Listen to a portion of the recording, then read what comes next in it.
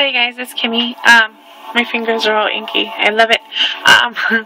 Anyways, it's kind of late here. My lighting's probably horrible right now, but I wanted to do a quick tutorial video for you guys. I haven't had a chance to get my hands on them awesome like dylusions sprays yet, or like the flat Fabios. Basically, any of the new sprays that are ink based that doesn't have the shimmer in them. For my art journal, it's November, or almost November, 2 months away from Christmas. I'm trying so hard not to be selfish and spending money on myself when I have so many people in my family that I gotta buy for. My husband's like 1 of 9 children, so you could just imagine how many children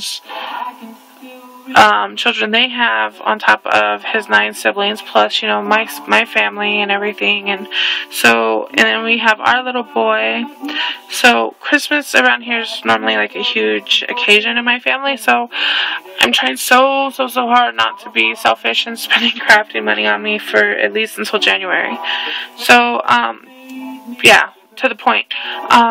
So what I'm doing is I'm trying to come up with a way of making my own high pigmented spray inks that look awesome in my art journal with vibrant color, right?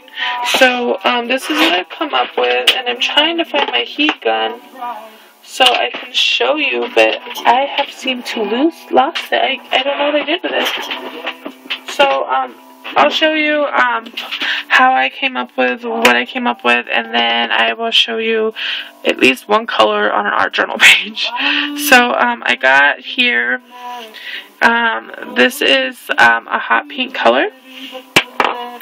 This is a really pretty purple color, and this is like a deep orange. I'm hoping you can see these colors real well, because if I turn on my lighting right there, it'll glare so bad at this angle. So and then this one is what are they calling it, a sky blue. So I was gonna make a couple with these just to show you what I've been using and how I've been doing it. These little misters, I got a dozen of them off of orientaltrading.com for like $4, $5, so they're really inexpensive, and I got them forever ago, and I've mixed my own version of glimmer mist in these, and they're totally reusable, and I love them, as in they're small, so when the color empties you can mix other colors and stuff like that. So and they're not as expensive as the mini misters. Even though I do love the mini misters, these work equally as well to me. So anyways, I've already got it filled with water inside here. Well, not full. I'd fill this, but for tutorial sake, I'm just gonna go with the flow. What I've been using to make my spray inks is Wilton's gel-based food coloring. And this is the red color. It's a pretty thick paste-like substance, like gel, like it says. And see, this is I keep in my craft room. It don't go nowhere near food. So I recommend, if you're gonna use stuff like this, these cost I think $1.50 a container. But if you're going to use food type products in your crafting, either split it up, and that way you don't have anything that could possibly get contaminated in your food, or just buy separate like I do. So I'm using this letter opener I got on our trip to Oregon that I'm getting ink and stuff all over, or dye all over. But so I'm using this, and I kind of just I'm hoping you can see this really well because the angle. I just dip this in there, and I get a big glob, and I just stick it in the water, and I just kind of tap it off, break it off in there, and just try and get all the ink off. And I normally put 2 big globs in, because I want it to be a deep, rich color. And just tap it off. I have a napkin sitting right here, so I just set that down. My fingers are all inky. I have a birthday party to go to tomorrow, and it's I think it's 1:30 a.m. here in Washington State, and it's a 1 o'clock birthday party, so I am gonna go tired and probably crabby. So, okay. So see, it makes a really pretty rich, like, red. You can already see, like, the color of the vial turning. Sometimes the vials do stain, but they are cleanable, so that's just a tip. Like, see, this one used to be, like, a blue color in there, but it's not going to contaminate your color at all. So, this one, I'm going to just do this really quick again for you. I have a big, like, baby wipe bucket. Oh, I hope I don't spill that. Over here, full of water, and I just kind of dunk that in there. And then I take, let me grab a tissue and just wipe it off. That way you don't cross-contaminate the colors by some chance. Just try and keep it as clean as possible, especially, I'm doing yellow next. That is, a really easy color to cross-contaminate and kind of get like a not so nice color. Well, orange and red, or yellow and red make orange, so I'm hoping you can see this really well. See that big old glob there? I'm just gonna stick it down in the water. I've been trying really hard not to get along the edges here, just because you don't want to be spraying and then get ink globs on your fingers. Like, it's always cleanable. So I like this bent little tip. I accidentally did it when I was in here trying to pry stuff open, and I was so mad at myself because it was a souvenir type thing, but it's really worked out for me so well. So I just stuck a huge glob. I think that's good enough in there for that. So let me put the lid back on this before I get yellow dye in my carpet. So, okay. Now this is in there. Just kind of push that down. Sometimes the gel doesn't like to break up during, like, when you shake it. And another tip for like that, if you do have, like, see at the bottom there, it'll eventually shake up if you, like, vigorously shake it for a while. But another thing you can do is I do this with a lot of my like Lindy's and my Glimmers mists, is I take these little stainless steel BBs from my son's Daisy Red Ryder BB gun, and it's sort of like the nail polish concept. It's like, you know when you shake some nail polishes and it rattles around in there, like that clinking sound? That's basically the same exact thing this is. See? And it'll just break it up in there and make it pretty concentrated. I'm hoping this yellow is thick enough. So, alright, so I figured I'd give you, like, a little demonstration on, like, how pigmented you can get your colors. And they stay permanent once they dry. They're like any other spray ink. Like, you know, if you're spraying, you get on your fingers, like Lindy's, it's gonna stain your fingers. It's the same exact thing, but when it dries, it's totally permanent. I'm gonna grab a piece of, like, sketch paper or something, so I can just stick it in my book as I'm spraying, because I don't want it to get all mucky.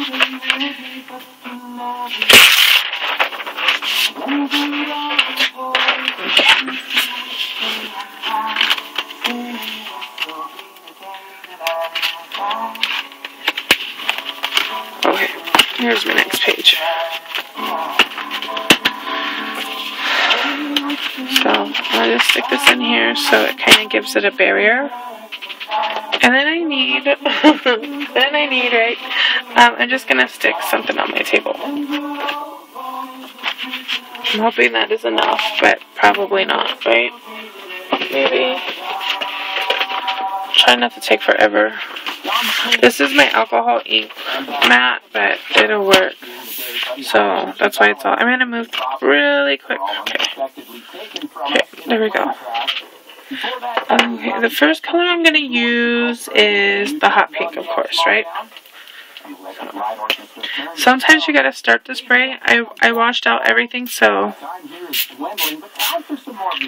like, I'm hoping you can see this really good. So, like, when I washed it out, there's a little bit of water in the nozzle. So it might spray water at first. So when you first make them, I suggest you test your sprayer off your surface. I'm trying to grab just a quick stencil. That way, you know, I'm making a background for my next page.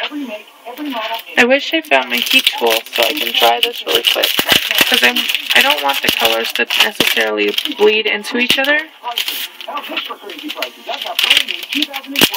But you know what I can do, because like there's a lot of surface color. If I can find my paper towels. Sorry guys, I was going through my craft room trying to prep for the move and making lists of what I can pack now, and like my craft room probably is going to be the last room, to be honest with you, to be packed. But I was moving and shifting so much stuff that I don't know where half my stuff is right now. Okay, so we got a pink.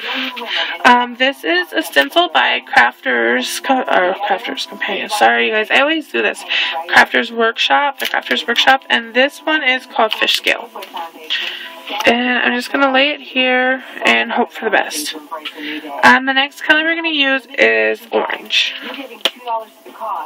I'm going to spray off just to make sure the water is ran out, and then give it a nice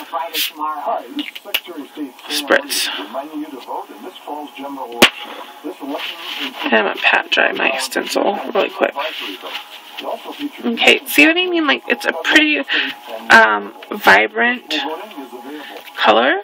Like, I really like how vibrant the dyes are with the food coloring. And it's the same concept of the, like, the flat Fabia solution, stuff like that. It's pretty similar. So, we already did, what color next? We'll do yellow next, because yellow is like one of the, and that's the one we put the baby in, but these little spray bottles, like, it tends to get stuck, so you just kind of, because it's narrow in the tube, I guess. So, let's do the fish scales going this way, just for some fun, and see how the colors work together. Okay. See, that's looking a little different. I'm liking it. And then, because I got this big blob of pink down here, I think I want to give it, like, maybe some contrast. I don't know, I'm just playing, really. Oh, I didn't spray off, and it's still watery. Okay, here's the red. Maybe I'm just showing you what we got going with these sprayings. And blot a little. Move that red around. I might want to stick some more red in this one. I don't know. I do like the orange and the yellow and the red together, though.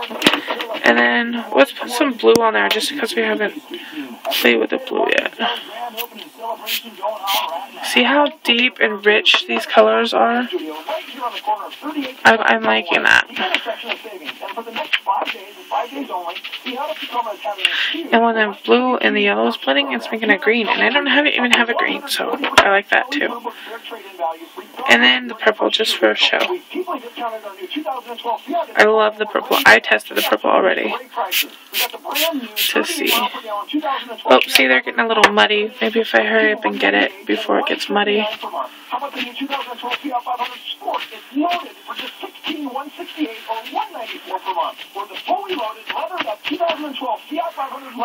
So once it dries, then you can add another layer of color or whatnot. So let me dry this, and then we'll come back and I'll show you about the layers I'm talking about. Okay?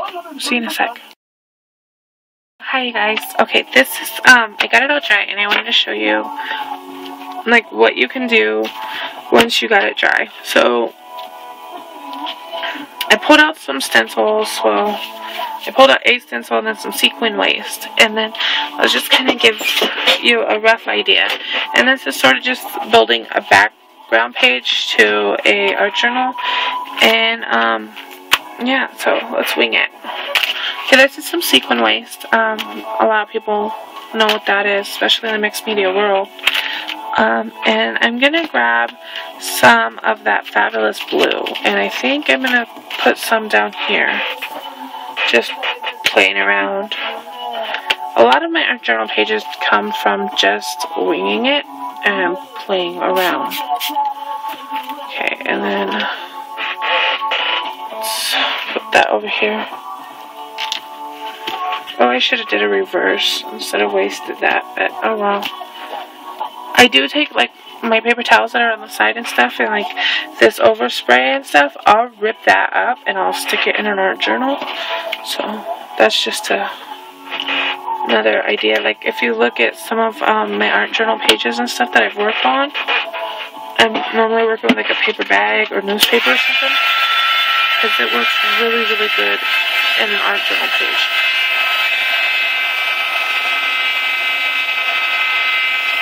Now, I could have blotted that and lightened it slightly, but I'm really loving like how vibrant that color is right now. So, my heat tool, if anybody's wondering, a lot of people use it, but there's still new crafters out there. It's the embossing heat tool by Marvy. So, I have the Ranger heat tool also, but I find it doesn't get hot enough for me. I like things to move along pretty fast.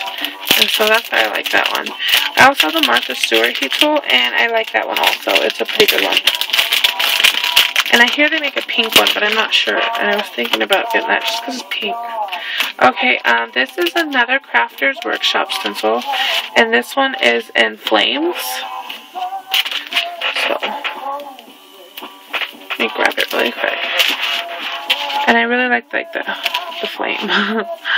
So, okay, so what I'm thinking about doing here, and just because I can, and maybe we'll turn my book over and do a sort of like coming down, the flames coming down. And then we'll start it with red, maybe. And then we'll go like sort of like a gradient. And red.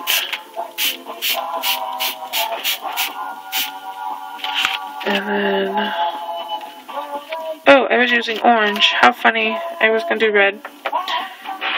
And it did get a little muddy over here.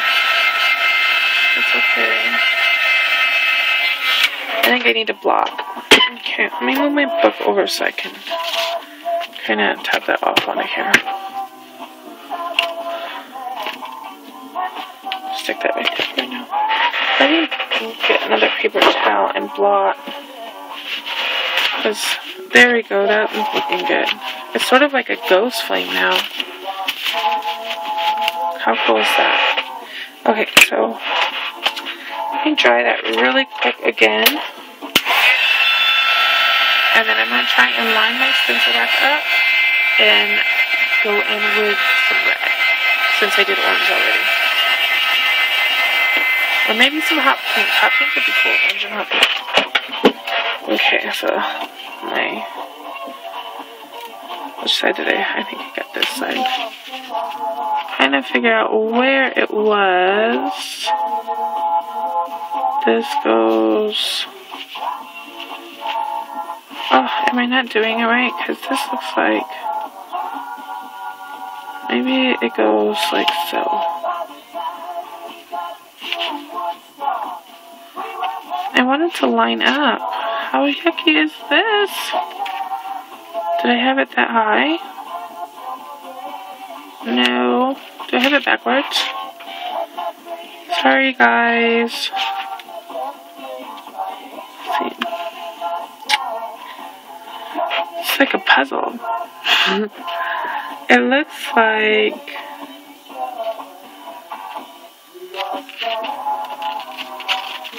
This one goes...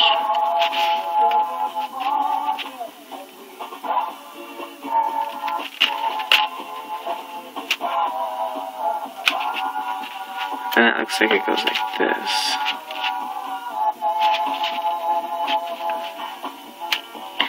Yeah, okay, there we go. And kind of hold it in place and find where I just sprayed. Oh, I just sprayed my lamp. Okay, there we go. And then there we go. Finish off the stencil. And blot that one. I don't want to get too muddy. So, okay. So there's a rough idea of what you can do on a budget. I'm not technically on a budget. I'm just trying to be good, but hubby should be so proud of me. But that with the move and everything, I gotta be good. So I get a new house for Christmas. So extra paper to have fun with, and in our journal background that I have no clue what I'm going to do with, but it is so funky and so fun that we'll have to do something with it. So, okay, there's just an idea of making your own flat color sprays. It's fun, they're vibrant, and they're worth it. Okay, see you in the next video. Toodles!